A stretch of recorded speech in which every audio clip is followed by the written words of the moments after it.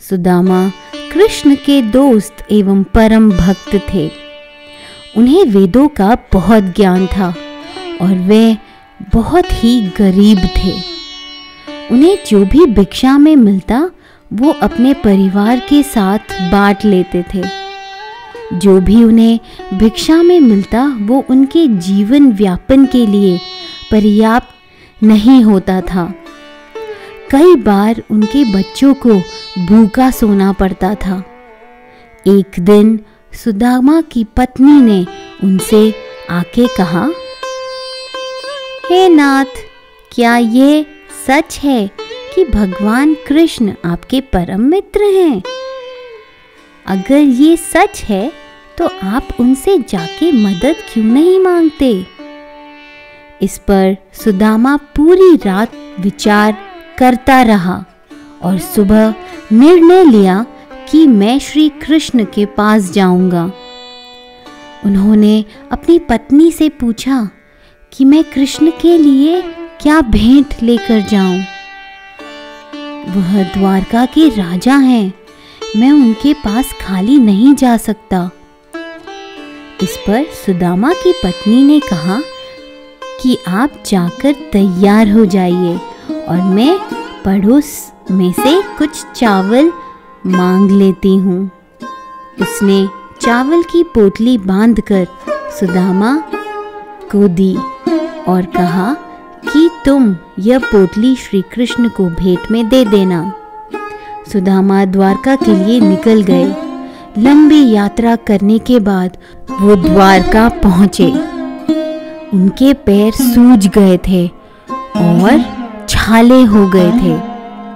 द्वारका नगरी की सुंदरता को देख सुदामा ने सोचा, मैं महल के अंदर कैसे जाऊंगा?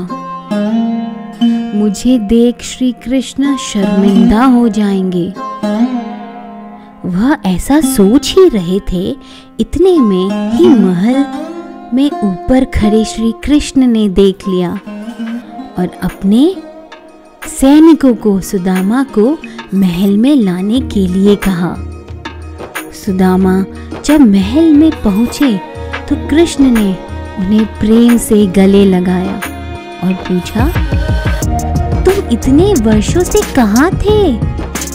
श्री कृष्ण ने सुदामा को प्रेम से आसन पे बैठाया और फूलों से उनका सत्कार किया और अपने हाथों से सुदामा के पैरों को धोया और साफ किया। बहुत ही प्रेम से अपने हाथों से भोजन करवाया।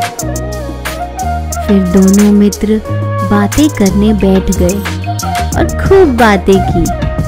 सुदामा ने सब कुछ बताया पर अपने आने का कारण नहीं बताया। फिर श्री कृष्ण ने पूछा कि तुम मेरे लिए क्या भेंट लाए हो? सुदामा मन ही मन बहुत शर्मिंदा होते हुए सर झुका के चावल की पोटली कृष्ण को हाथ में दे दी। सुदामा कृष्ण से कुछ नहीं मांग पाए और अपने घर को निकल गए। सुदामा ने जाने के बाद श्री कृष्ण ने सुदामा के आने के कारण पे विचार किया और सोचा कि वह बहुत मुसीबत में है, इसीलिए इतनी दूर आया है। जब सुदामा घर पहुंचा वो बहुत अचंभित हुआ। उसकी झोपड़ी की बजाय वहां पर एक विशाल महल खड़ा था। उसके बच्चे खिलौनों के साथ खेल रहे थे। जब सुदामा को अपनी पत्नी नहीं दिखी तो उसने अपनी पत्नी को आवाज़ देकर बाहर बुलाया और उसे देखकर एहसास हुआ कि सब कुछ बदल चुका है। उनकी पत्नी बहुत ही सुंदर कपड़ों और गहनों में सजी हुई थी और उत्साह के साथ उन्होंने सुदामा को बताया कि कैसे रातों रात सब कुछ बदल गया।